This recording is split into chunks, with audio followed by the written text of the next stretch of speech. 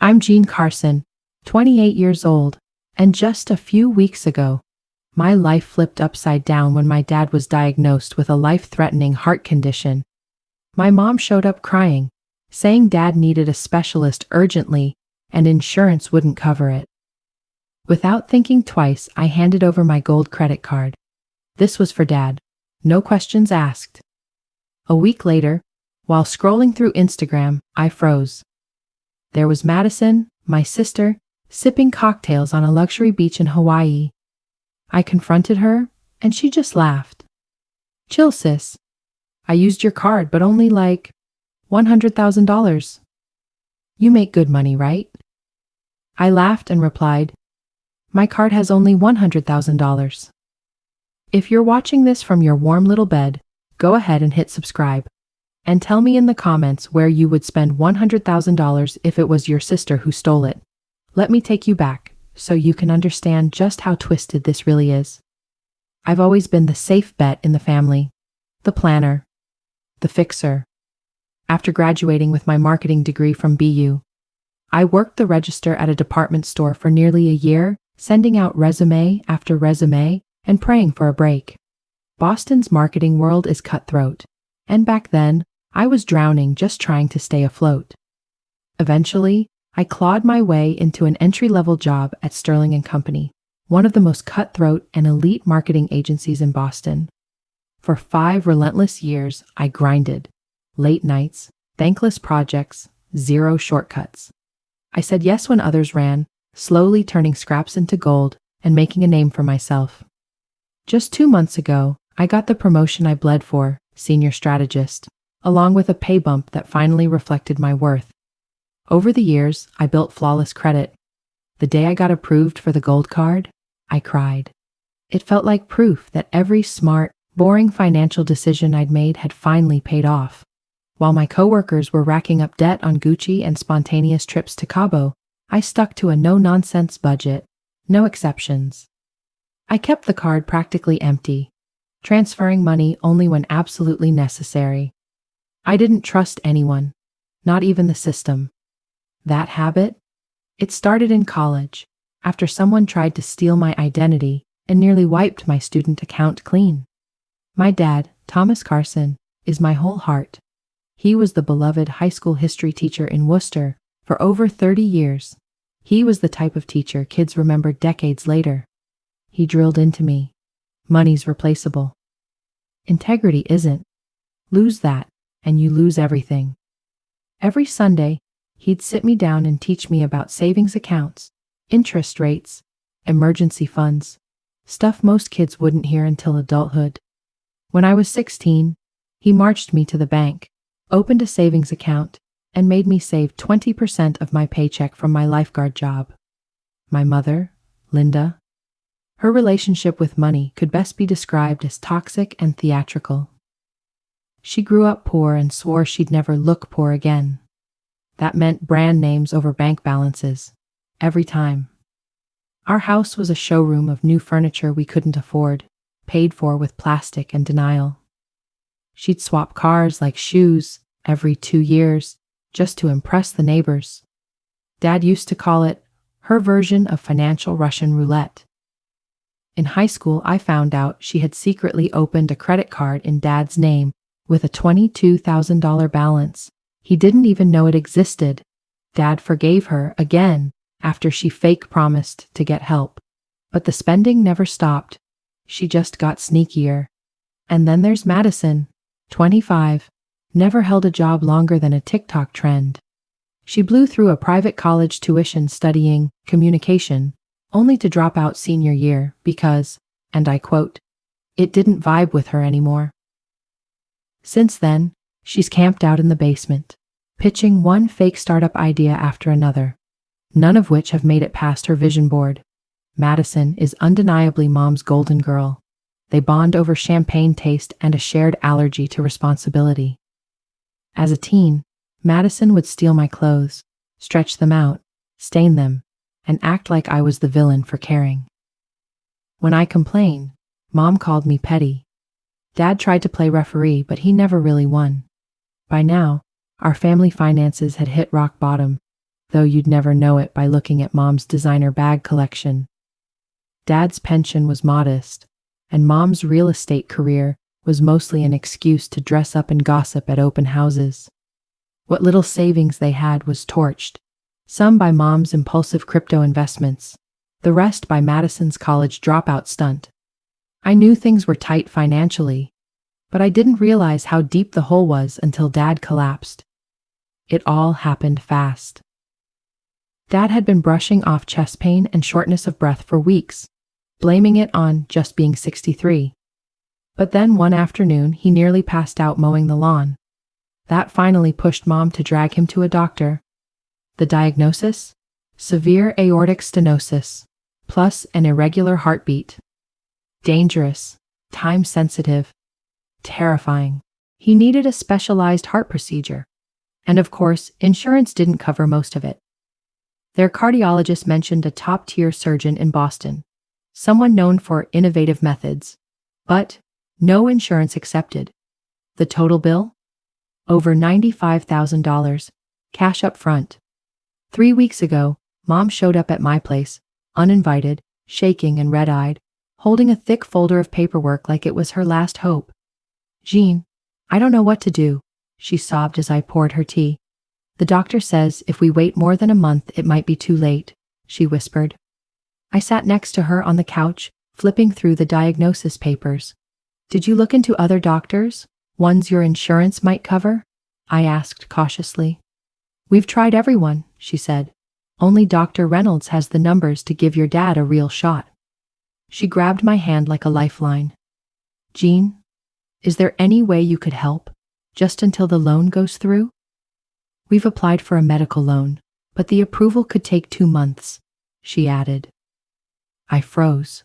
My brain flashed back to the time she borrowed $3,000 for emergency roof repairs that turned into a granite countertop.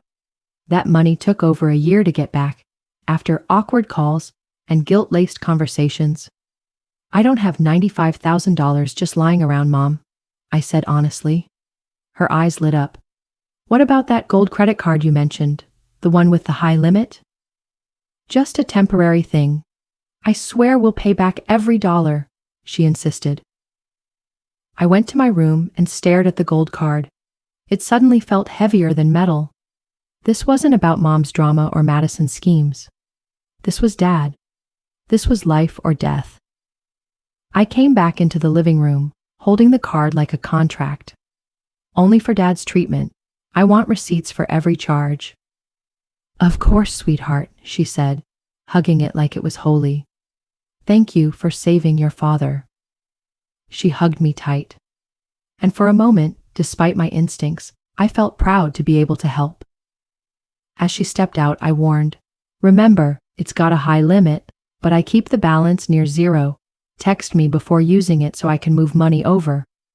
"We'll coordinate everything," she promised, dabbing fake tears. "You're such a blessing, Jean."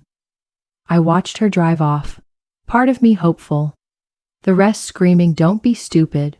What I didn't know was that this so-called act of love would blow my family to pieces. For the first few days, things seemed fine.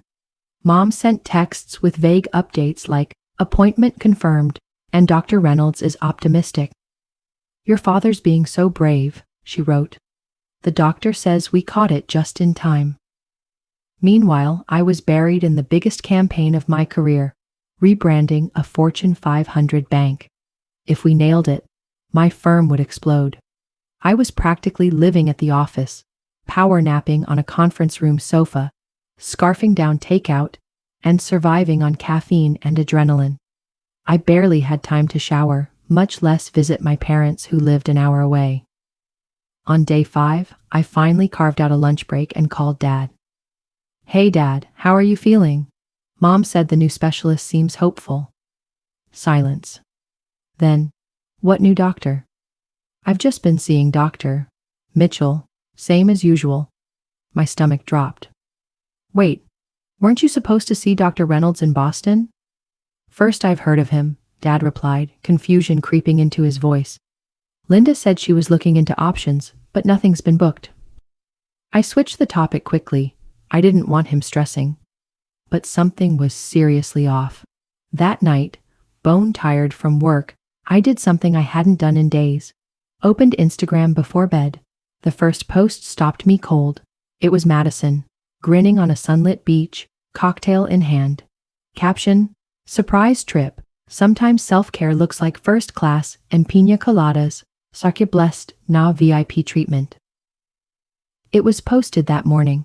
At first, I tried to be rational. Maybe she'd actually saved for once. Or maybe some boyfriend was footing the bill. She had a way of latching onto guys with money. Madison had a magical talent for living rich without ever earning a cent. But as I scrolled, the pit in my stomach grew. There she was checking into the Grand Wailea. Honda $400 a night minimum. Next photo, Gucci bags, Prada sunglasses, all smiles. Then, a dinner at one of Hawaii's most exclusive restaurants. I'd read about their $300 tasting menu. My heart was pounding. I called Mom, voicemail, called again, nothing. I texted, urgent, call me, about Dad. Crickets. The next morning, I called Dad again, trying to stay casual. Has Mom been around this week? In and out, he said. Meeting with financial folks about my procedure, apparently. Why? Just checking. And Madison? Is she home? She said something about going away with friends. I haven't really seen either of them. Been mostly resting. I hung up and immediately called Dr. Mitchell's office, pretending I needed info for insurance. The receptionist confirmed my worst fear. No new procedures scheduled, just his regular follow-up in 2 weeks. I spent my entire lunch break piecing together Madison's online vacation diary. She left for Hawaii the day after Mom took my gold card. Her posts tagged random girls I'd never met and bragged about a week-long stay at a private resort. One photo showed her parasailing with the caption, "Always wanted to try this. Living my best life." Out of options, I called Janet, our neighbor and Mom's gossip buddy. Janet, this might be awkward, but have you seen my mom lately? I've been trying to reach her. About Dad. Oh, she said she'd be off the grid, Janet replied, cheerful as ever. She's helping Madison with her little Hawaii getaway. So thoughtful, right? That was it. Everything clicked, and I felt physically sick. My card wasn't paying for heart surgery. It was buying Madison sunsets and spa days. I ran to the office bathroom and threw up everything I'd eaten. Back at my desk, I called the credit card company. They couldn't list transactions yet, but they confirmed one thing. The card was nearly maxed. That evening, I couldn't concentrate on work. In my apartment, I paced back and forth, alternating between rage and disbelief. How could they do this to him? To me? Mom chose a luxury vacation for Madison over saving Dad's life. And Madison, how could she sip champagne in Hawaii, knowing that money was meant for heart surgery? I broke down, sobbing on my kitchen floor, feeling betrayed by the people I should have been able to trust most. Through the tears, one thing became crystal clear. I was going to confront them, armed with proof. This wasn't about credit limits anymore. It was betrayal. Manipulating my love for Dad as a weapon. I spent the next 48 hours building a case. Screenshots, call logs, Mom's phony appointment texts. A full-blown fraud file. I barely ate or slept. Every new credit alert was another gut punch. A week later, Mom finally texted, "We're coming home tomorrow. Can't wait to share great news about your dad's treatment." That text? It was gasoline on a fire. I was done playing nice. Tomorrow they were going to face the truth, like it or not. On the drive to Worcester, I rehearsed every version of the confrontation in my head. Should I open with a calm question or slam them with receipts? Either way, the truth was coming out. I was gripping the wheel so tight, my fingers went numb. The folder beside me, full of damning screenshots and charges, felt like a bomb waiting to go off. I pulled up around dinner time, completely unannounced. Through the window, I spotted them all at the table. Mom was setting the table like it was a holiday. Good china, candles, and a bottle of Dom Perignon chilling. Dad looked pale but smiled faintly while Madison gushed about something. Probably Hawaii sunsets. I froze on the porch. Was this real? They were celebrating? Dad's hand trembled as he reached for his water. He looked fragile. No way he'd gotten any treatment. It was obvious. Mom had arranged nothing but dinner and deceit. I rang the bell. Mom opened the door, her surprise melting into fake cheer. "Jean, what a wonderful surprise," she chirped. "We were just about to call with some exciting updates." She pulled me in. Madison's face twitched, but she pasted on a smile fast. "Hey sis," Madison said. "I was just describing this unreal sunrise from our suite. You would have loved it." Dad lit up. "Jean, you look worn out. Sit down, sweetheart. Eat something." I took a seat, accepting the plate Mom hurriedly prepared for me. Rage boiled under my skin, but I smiled and played along. I wanted to see how deep they'd dig this hole. "So," I said deadpan, eyes locked on Mom. "What's the big news about Dad's treatment?" "Oh yes," she said, lighting up like a stage actress. "Dr. Reynolds says your dad's a great candidate. We've scheduled it for next month. He's very hopeful." Dad blinked. "Dr. Reynolds? Linda, you didn't say anything was scheduled." Mom's smile turned brittle. "I wanted to wait until it was all locked in, honey. No need to worry you early." I sipped my water, trying to keep my hands from shaking. "That's odd," I said. "Dr. Mitchell's office told me this week there were no referrals, no specialists, no procedures." The room went still. Mom let out a strained laugh like it might smooth over the wreckage. "Oh, it must be a mix-up," Mom said quickly. "Medical offices are always losing paperwork. You know how it is." I turned to Madison, who had suddenly developed a deep emotional bond with her mashed potatoes. "So, Madison, Hawaii looked amazing. Grand Wiley, right? Must have been expensive." Her face lit up. "It was phenomenal. The spa was next level, and the shopping? Insane. I snagged the last Gucci bag in the store. Total steal." "That all sounds pricey. Who's funding this little luxury tour? Last I checked, you were unemployed."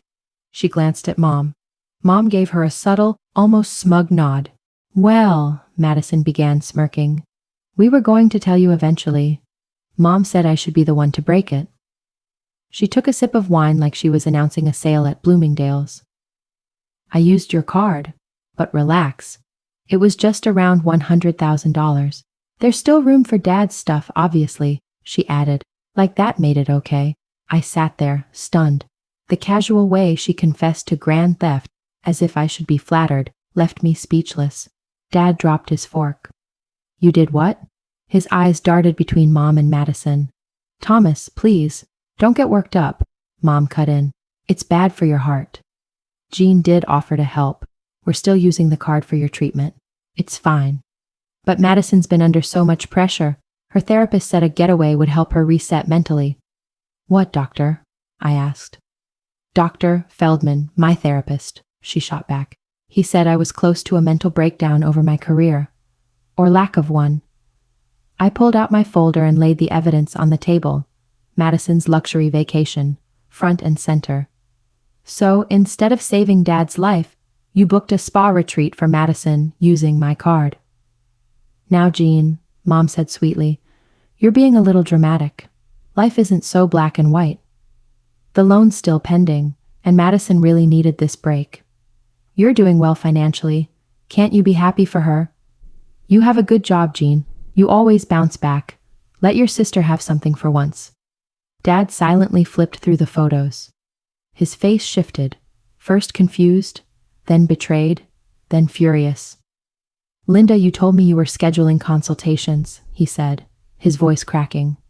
"Were you actually in Hawaii?" "I did both," Mom snapped. "I was making calls and helping Madison. I multitasked." Things got tense fast. Mom called Aunt Paula, probably hoping for backup. But when Paula showed up and heard the full story, she stunned everyone. She sided with me. "Linda," she said, shaking her head, "this is unthinkable. You used life-saving money to send Madison on vacation? What kind of mother does that?" "You don't get it," Mom hissed. "Jean can afford it. She's always been stingy anyway. Selfish, I said, standing. I gave you my card because I thought Dad might die. You stole it for Gucci bags. Tell me again who's selfish. Madison rolled her eyes. Oh my God, Jan, it's just money. You make 6 figures. Relax. Then Dad spoke. Calm, but lethal. This isn't the first time, is it? What else have you been hiding? Mom's face paled. I don't know what you're talking about. The missing retirement account? The second mortgage I never signed? The credit card I never applied for? Dad ticked them off like a prosecutor. He looked shattered. Where did it go, Linda? Mom stayed quiet. Her eyes flicked toward Madison. The confrontation continued for hours. Mom rotated through every manipulative tactic in the book. Excuses, guilt trips, crocodile tears. None of it felt sincere. She wasn't sorry. She was cornered. Madison bounced between bratty denial and full-blown victim mode. It was exhausting to watch. Relatives started calling, half said, "Family's family." The other half were horrified and told me to press charges. I stayed quiet, letting them unravel. Every word out of their mouths just buried them deeper. Mom tried the old, "I was going to pay you back" routine, said her next real estate commission would cover it. Aunt Paula snorted. Linda, you haven't sold a house in 2 years. Madison chimed in. The trip was for my mental health. Uncle Robert raised an eyebrow. Ever heard of a local spa? Once they ran out of lies, I stood up and said, let me show you something real. I opened my banking app. See this? I held up the screen and stared straight at Madison. That card? It has a $100 hard limit unless I move money onto it. The room went dead silent. Mom turned white. Madison's mouth actually dropped open like in the movies. Dad blinked slowly. Then he smiled. Just a little. It was the kind of smile you give when truth finally shows up. What do you mean $100 limit? Madison stammered. The charges went through. I flew first class. I stayed at a suite. I showed the app. Ever since someone tried to steal my identity in college, I don't keep money on any card unless I'm about to use it. It's my own system, zero balance, manual transfers. That way no one can misuse my cards, unless they lie. Mom looked like she'd seen a ghost. But how did the payments go through then? They didn't, I replied. They're pending.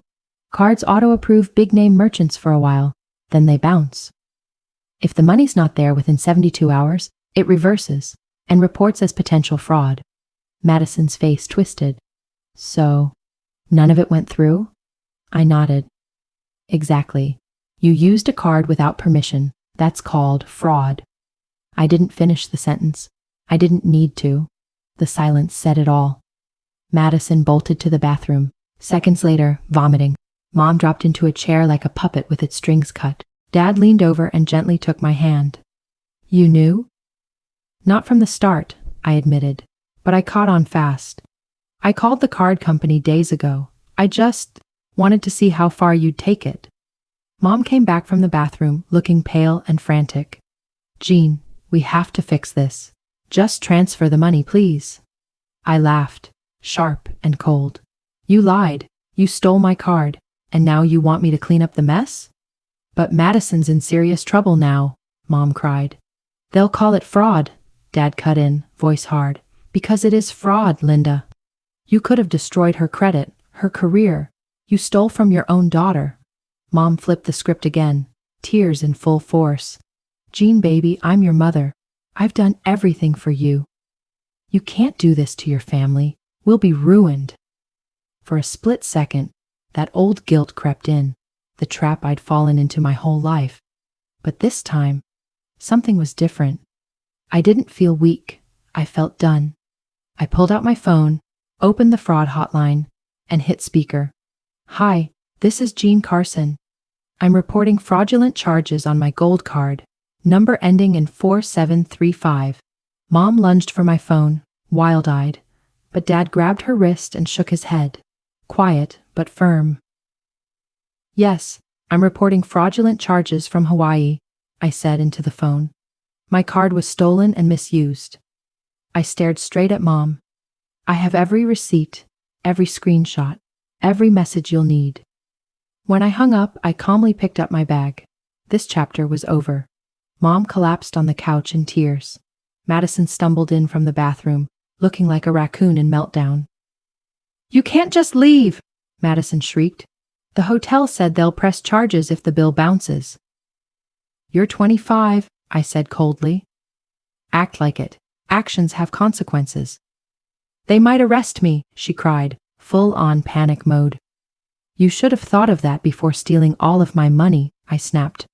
Mom stood up, voice shaking. "If you leave now, you're no longer part of this family."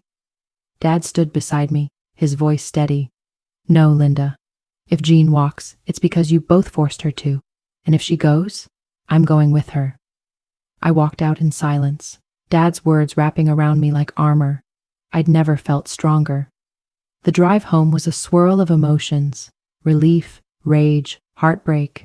I saved myself, but I might have lost my family. That night I cried. Then I laughed. Then I cried again. But underneath it all, I felt free. My phone lit up nonstop, Mom and Madison alternating between guilt trips and emotional blackmail. I muted it all. I turned off the noise. I needed peace. At midnight, Dad's ringtone cut through the silence. I picked up instantly. "Dad, are you all right?" "I'm fine, sweetheart," he said, voice hoarse. "I just needed to say, I'm proud of you. What you did took guts." That cracked me. The tears came again. "I didn't want this," I whispered. "Neither did I," he replied gently. But sometimes truth is the only way to heal. We spoke for nearly an hour. He confessed to seeing the patterns now, how long he'd let them slide. Before we hung up, he promised to actually book a real appointment, this time with insurance. "I love you, Jean," he said. "Always." "I love you too, Dad." I finally slept. Really slept. I knew I'd done the right thing, even if it shattered everything. The next morning, the fraud department called. Marcus, calm, efficient, asked for my side of the story. I handed over everything: messages, screenshots, the full timeline of their deceit. "You'd be surprised," Marcus said. "Family fraud like this? It's more common than people think. And the hardest to report." "Will they press charges automatically?" I asked, still torn despite everything. "Depends," Marcus said. "We'll try to recover funds. As for criminal charges, that's your call. But for big-ticket items, like resorts, the merchants might press charges regardless." Madison broke down the very next day. She called me, voice trembling like a wire about to snap. "Jean," she cried, "the hotel says I owe them $24,000, or they're calling the cops." Her panic was palpable. "You have to help me. Please." "I can't, Madison. Even if I had that kind of money, it wouldn't fix what you did." "What about the rest of the bill?" "I tried returning stuff," she whimpered. "But they won't take back the Gucci bag. It was final sale." I sighed. For a second, I actually felt bad. "You need a lawyer, Madison." "A lawyer? Are you kidding? I'm broke. That's why I used your card." The irony slapped me in the face. "Try legal aid, but you need to get this through your head. This is serious, like felony serious." "I know, okay? I messed up," she stammered. "But you're my sister. You won't let me go to prison, right?" "You made choices, Madison. I'm not the one sending you to jail. You are." The moment I hung up, Mom launched voicemail warfare. Each message more frantic than the last. First, she went soft. "Sweetheart, I'm sorry. Let's fix this together, please." By noon, the guilt trip hit hard. "I'm your mother. Don't ruin this family with your coldness. You'll regret it forever if you abandon your sister." By night, she was weaponizing the family. "Aunt Linda agrees. You're being cruel. Your father's heart is breaking because of you." That last part, that Dad was devastated, that pushed me. I called him. He picked up immediately. "Jean," he said, voice heavy, "don't believe your mom. I'm not upset with you. I'm upset for you, for all of us. The family cracked in two overnight. Mom's side rallied behind her, hurling messages about loyalty and letting go. Dad's side, though, Aunt Paula, Uncle Robert, they had my back. Paula even offered me a room if I needed to get away. The stress seeped into everything. I blanked out during a pitch in front of our biggest client. Just froze. Diane, my boss, pulled me aside. Jean, this isn't you. What's going on? I broke. I told her a trimmed-down version of the drama. To my shock, she wasn't mad. She was kind. Take the week off, she said firmly. We'll reschedule. You need time. Meanwhile, Dad landed back in the hospital. Stress had triggered another episode. Stress is wrecking me, he said. But don't blame yourself. You didn't do this. But guilt gnawed at me. If I had just stayed quiet, would Dad be okay? Logically, I knew this was inevitable. Maybe it would have blown up even worse. But emotionally, it still crushed me. Then things got real. Madison found out she might be facing real charges. The company escalated the case. Legal was involved now, because the damage neared 6 figures. They said it's grand larceny, she bawled. I could go to prison. 15 years, Jean. Jean, please, Madison begged. Just tell them you let me use it. I won't lie for you, I said coldly. That would make me a criminal too.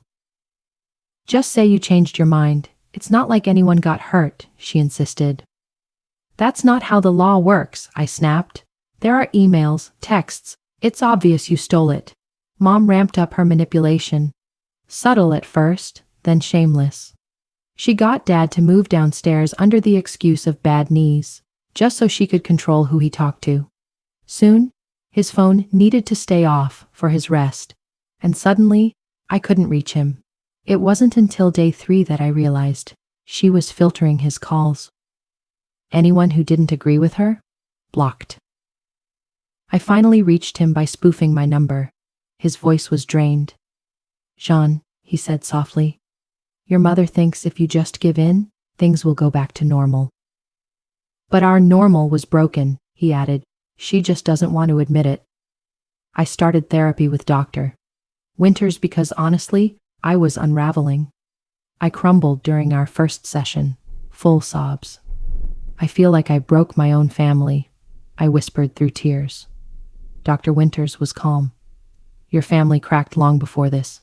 You didn't break them. You revealed the break. But if I'd stayed quiet, I asked, what would that have said? That my boundaries mean nothing? That lying is fine? That a Gucci bag matters more than Dad's heart condition? Over time, therapy peeled back layers I didn't even know I had. We unpacked years of toxic patterns, enabling, guilt-tripping, and this unspoken rule that I had to be the fixer. What you're describing, she said, is textbook family dysfunction. You're the responsible one, always cleaning up the mess. She's been rewarded for never growing up. Your mom fuels it, and your dad? Loving, yes, but far too passive. It hurt, but it made things clear. I finally saw how I helped create this chaos, by never saying no, by always stepping in. Meanwhile, the legal storm was closing in. The Hawaiian resort filed an official fraud complaint. 2 designer boutiques followed, pressing charges over unpaid items. The credit card company was wrapping up and deciding whether to escalate it to criminal court. 40 days post-confrontation, I reached the point of no return. Their fraud investigator called me. Do you want to press charges against your mother and sister? If I said no, they'd still chase the money, but maybe not pursue jail time. It's your call, the woman said. But know this, even if you back out, the merchants may go after them anyway. That night, I sat on my couch, paralyzed by the hardest decision I've ever faced. Could I watch Madison go to prison? Could I let her off, knowing she'd learn nothing? What about Mom's lies? And Dad's fragile heart? As my thoughts spiraled, my phone lit up. Dad called me from Aunt Paula's. He'd moved in with her to escape the chaos at home. Jean, he said, his voice clearer than I'd heard in weeks. Whatever you choose next, I'm behind you. You've carried this family for too long, and I regret not stepping in sooner." His words sliced through the fog. I finally knew what I had to do. 3 days later, Dad was rushed back to the hospital. This time, it was his cardiologist who called me, not the front desk. "Miss Carson," the doctor said, grim, "your father's condition is declining rapidly. Emotional stress has worsened his heart. We need to act, now." My hands trembled. "How long do we have?" I asked. "Days, not weeks," he said. "Without this procedure, it doesn't look good." I hung up and immediately contacted billing. Even with insurance, the cost was nearly $70,000. They offered a plan, but they needed a big chunk up front. Money I didn't have unless I broke into my emergency fund and paid penalties on my retirement savings. An hour later, Mom showed up at my apartment, drained, but still full of that same stubborn fire. "I know you're mad," she started as I opened the door. "But this isn't about us anymore. It's about your dad. I've already started arranging things," I told her, arms crossed. "They need a big deposit," she insisted. "If you just drop the charges, maybe the credit card company could extend the limit again, for medical reasons." I stared, stunned. "You're still playing games? Dad's fighting for his life and you're scheming to protect Madison?" "That's not fair," she murmured, avoiding my eyes. "Yes, I'm thinking of your dad," she said. "But Madison's facing jail. We're collapsing, Jean. You can hold us together." "I didn't tear this family apart," I said sharply. "You and Madison did, with lies, theft, and manipulation." She slumped onto the couch, finally breaking down. "I messed up," she whispered. "I've always spoiled Madison, covered for her, but I never imagined it would turn into this. I just wanted Madison to have the life I couldn't. But I lost sight of you, of what really matters." It was the first real honesty I'd heard from her, but I wasn't about to let my guard down. "Dad will get what he needs," I said, "but I'll handle it, without you." The next day, I turned into a one-woman finance department, calling banks, charity programs, anything. In the end, I cashed out my emergency savings and took the hit on my 401k. It gutted me, but Dad's life was worth more. Shockingly, Madison was changing too. She'd taken a job at a dental clinic and was hawking her designer junk online to scrape money together. She called, hesitant. "Jean, I know you don't want to hear from me, but I heard about Dad. I'm trying to help. I've sold some things, got about $7,000. It's nowhere near what I owe, but it's yours, for Dad." I didn't know what to say. For once, Madison wasn't asking, she was offering. "You're really selling your stuff?" I asked, surprised. "Everything from Hawaii and more," she said. "I've got this receptionist job now. It's not much, but it's honest. And tomorrow I'm meeting a public defender about the case." For the first time, it sounded like Madison was finally facing reality. "That's good, Madison. I know I can't undo it," she said. "But I want to be better. I'm trying." After we hung up, I was torn. Was this real growth or just another trick? Time would tell, but her $7,000 would be a lifeline toward Dad's treatment. The next morning, I walked into Dad's hospital room. He looked so small beneath those monitors, like the machines were doing all the work. When he saw me, his whole face lit up. "There's my girl," he whispered, reaching out. I held his hand and swallowed back tears. "The surgery's set for tomorrow, Dad. I'm covering it." His eyes widened. "Sweetheart, that's too much. I thought you were just helping, not paying for all of it." "Not all of it," I explained. "Insurance covers some. And believe it or not, Madison's pitched in." He blinked. "Madison? Our Madison?" I nodded. "Yep, sold some bags, got a job. It's small, but it's a start." He chuckled. "Well, I'll be damned. Maybe this family's got hope yet." We spent an hour peeling back the layers of dysfunction we'd all tiptoed around for years. For once, Dad admitted he hadn't just kept peace. He'd enabled the chaos. I thought keeping things calm mattered most, he sighed. But maybe all I did was let things rot under the surface. I should have protected you more. You didn't fail me, I said softly. But yeah, sometimes peace is just silence dressed up nice. Before I left, I told him I was paying the hospital directly. Mom wouldn't touch a cent. He agreed. That night, I met Mom at a quiet cafe, neutral ground. I got right to it. Dad's surgery? I'm handling it. No card, no third parties. The hospital's already confirmed everything. She nodded. From now on, I added, we're doing this on my terms. I love you, but I don't trust you. That's earned back, slowly. And the charges? She asked, barely above a whisper. I've thought it through, I told her. I won't push for charges, but only if you meet my conditions. She perked up fast. 1. You both take real money management classes. 2. Madison works and repays what she can. 3. You start therapy to figure out why you keep bailing her out.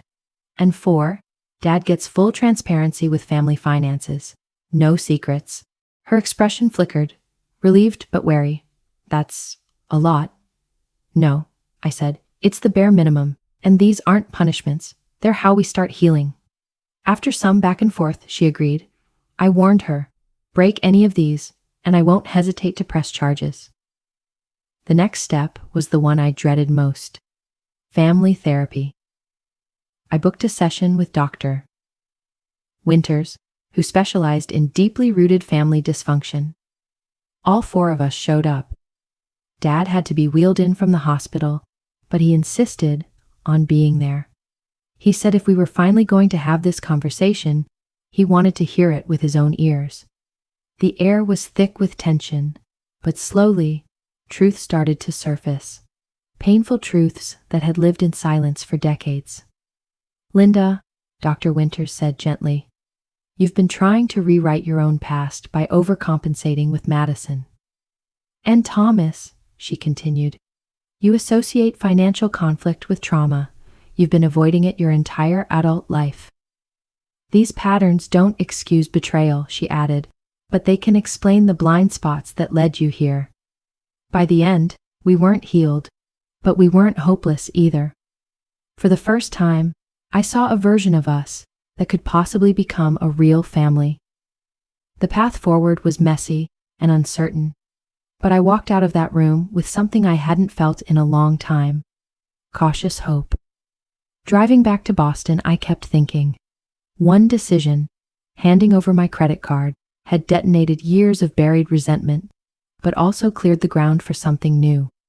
Sometimes everything has to fall apart, just so you finally have the courage to rebuild it right. 6 months later, I drove through golden fall leaves toward Worcester. It was Sunday. Family dinner night, something I'd never thought I'd look forward to again. So much had shifted. Some days it felt like I was dining with strangers. Other days, like I was finally meeting my real family for the first time. Dad looked years younger. The color was back in his cheeks and he could climb the stairs again without gasping. His cardiologist said if things stayed stable, he might even fulfill his retirement dream, teaching part-time at the community college. As for me, healing wasn't linear. Some days I felt whole. Other nights, I stared at the ceiling wondering if I'd done the right thing. I still battled flashbacks of Madison on the beach while I thought Dad was dying. Still questioned whether I should have pressed charges harder. Dr. Winters reminded me, over and over, that forgiveness wasn't a light switch. It was a series of tiny choices made every single day. Forgiveness, she once said, means letting go of the hope that the past could have been any different. But it never means letting go of boundaries. Her words stuck with me. I could forgive without forgetting. I could let go without opening the door too wide. Boundaries became my anchor, helping rebuild trust not through grand gestures, but through quiet, consistent effort. But the biggest surprise? Madison. Not only did she keep her receptionist job, she got promoted to office manager. She went to debt recovery meetings, stuck to her 5-year repayment plan like it was a religion, and never asked for a dime. Thanks to her consistency, The credit card company and boutiques agreed to drop charges if she paid back every cent. "I've been thinking about school again," she said one morning over coffee. "Maybe just part-time, but on my dime this time." The pride in her voice was something I'd never heard before. She was still Madison, still over-accessorized, still dramatic, but this time she was standing on her own feet. "Mom." Well, she was a work in progress. Years of enabling don't vanish overnight. She slipped a few times, trying to sneak gifts to Madison or hiding a small expense. But now, instead of brushing it off, we called it out. In therapy. In real time. Dad finally stopped being silent. And for once, I stopped being the family's unpaid firefighter. The real turning point came when Mom finally agreed to go to therapy, something I never thought I'd see. She started unpacking her past, especially the deep-rooted shame tied to growing up poor. She confessed to growing up in a home where looking successful was more important than actually being stable.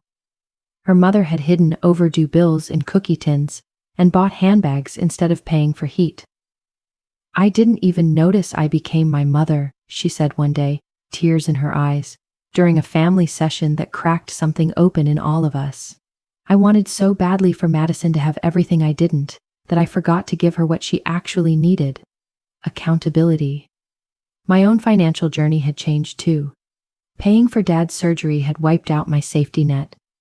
I had to rebuild my savings one weekend freelance project at a time. I became the queen of spreadsheets and side gigs, budgeting with military precision, and yet, I'd never felt more in control. For the first time, money wasn't emotional. It wasn't about approval or guilt. It was just a tool, nothing more. That shift sparked something. I started volunteering at the local community center, teaching financial literacy once a month. I taught the basics: budgeting, understanding credit, how to negotiate with banks. Sometimes it was 3 people, sometimes 20. Watching someone's eyes light up as they realized they could control their money instead of being controlled by it. It made every Saturday morning session worth it. Dad and I grew closer through all of this. We talked every few days. Real conversations, not just small talk. "You were right," he said one evening. "You were always the strong one. I'm sorry I never gave you the space to just be a daughter." Hearing that healed something deep in me I didn't even know was broken. Pulling into the driveway, I spotted Madison's car. No more luxury lease, just a modest used sedan. She'd paid cash. I couldn't help but smile. Inside, it felt like a new household. The tension that used to cling to every conversation was gone. Mom and Madison were in the kitchen cooking together and, shockingly, Mom was actually listening instead of lecturing. Dad was reviewing the monthly budget with pride, using the spreadsheet I'd built for them. That alone felt like a miracle. "Jean," Dad said, grinning as he hugged me. "Perfect timing. I was just showing your mother how your crazy envelope system is actually working." Mom blushed a little. "I can't believe it, but we've already paid off 2 cards. It actually works." Dinner wasn't awkward. No walking on eggshells, just laughter, small talk, and progress. When Madison casually mentioned she'd made another restitution payment, everyone just nodded. No guilt trip, no backhanded comments, just support. After dinner, Dad pulled me aside, voice steady. "Jean, the day you said no, that was the day you saved this family. You didn't just stand up for yourself, you ended a generational pattern." His words brought tears to my eyes. For a long time, I thought I was tearing our family apart. "You saved it," he said simply. "Not in the way any of us expected, but you did."